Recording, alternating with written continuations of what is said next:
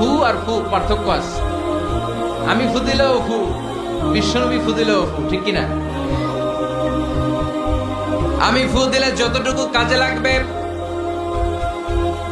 আপনার জনম দুঃখিনী মায়ের কাছে যে যদি গ্লাসের পানির মধ্যে ফু দিতে বলেন, ওইটা আরো বেশি কাজে লাগবে, ঠিক কিনা?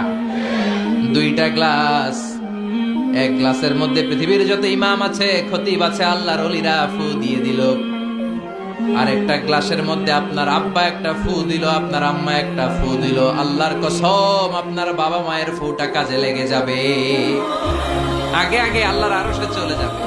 তার মানে ফুতে ফুতে পার্থক্য আছে না নাই? ইমানে ইমানে পার্থক্য আছে না নাই?